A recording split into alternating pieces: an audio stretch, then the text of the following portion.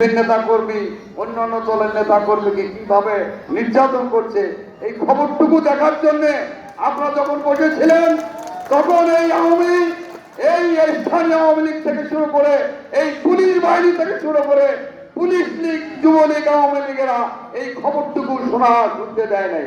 সত্য কিনা? আজকে তাদের অবস্থা কি? আজকে যুবলীগ ছাত্রলীগ আজকে আওয়ামী লীগ পুলিশ লীগ কোথায়? আজকে তাদের কোথাও দেখা যায় না। আজকে তারা পালিয়েছে, তাদের ব্যর্থতা, তাদের পালনের যে ব্যর্থতা, তাদের সবকিছু তার দায়ভারকে তাদেরকে নিতে হবে। এবং এই দোষ কিন্তু আমাদের বিএনপির না। অনেকে বলে বিএনপির কারণে হয়েছে, আসলে যার যার কর্ম তার তার শিক্ষণটা ভোগ করতে হবে। শেখ হাসিনা এবং আওয়ামী লীগ তাদের চরিত্রের কারণে তাদের আজকের এই ফল।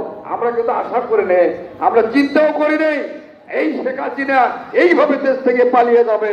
আমরা অবাক লাগিয়েছি, আমরা কষ্ট পেয়েছি যে আমাদের দেশের একটা মহান মুক্তিযুদ্ধের মানে স্বাধীনতার পক্ষের শক্তি যারা বলেছিল, মুক্তিযুদ্ধের কথা বলেছিল, আজকে ভুয়া মুক্তিযুদ্ধের প্রমাণিত হয়েছে। বঙ্গবন্ধু থেকে শুরু করে আজকে যারা বলছে মুক্তিযুদ্ধের সংগঠক, আজকে তারা কোথায়? আজকে মুক্তিযুদ্ধের সংগঠক তো আজকে পালানোর কথা ছিল না। আমরা আজকে এখানে যারা এসেছি, আমরা শহীদ রাষ্ট্রপতি জিয়া রহমানের সৈনিকরা এসেছে।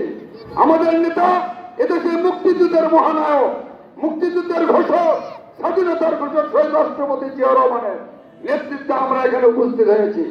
আজকে আমরা দ্বিতীয় স্বাধীনতা, আমাদের স্বাধীনতা আমাদের যেমন ঘোষণা দিয়েছিল শহীদ রাষ্ট্রপতি জিয়া রহমান, আজকে আবার ছাত্র জনতার আন্দোলনের মধ্য দিয়ে আমরা আর একটি স্বাধীনতা লাভ করেছি। আজকে আমাদের ভয় নাই, আজকে ভয় নাই, কিন্তু ষড়যন্ত্র চলছে।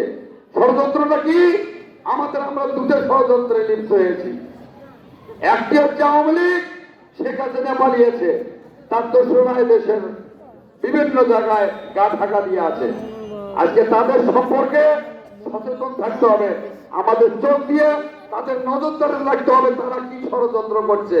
গ্রাম থেকে শহর, শহর থেকে একদম সারা বাংলাদেশে আমাদেরকে নজর রাখতে হবে। তারেক রহমানের কথা, আমার কথা না। আমাদের দেশের ভারপ্রাপ্ত চেয়ারম্যান বলেছে তাদের প্রতি নজর রাখবেন, তারা কি করে। আপনাদের বাড়ির পাশে যদি কোনো আওয়ামী লীগ থাকে, তার সাথে যতই সম্পর্ক থাক তার সম্পর্কে নজর রাখবেন, এই লোকটা কি করে। ষড়যন্ত্র ষড়যন্ত্রের বিকল্প কিন্তু আর ভাষা নাই, তাই নজর রাখতে হবে।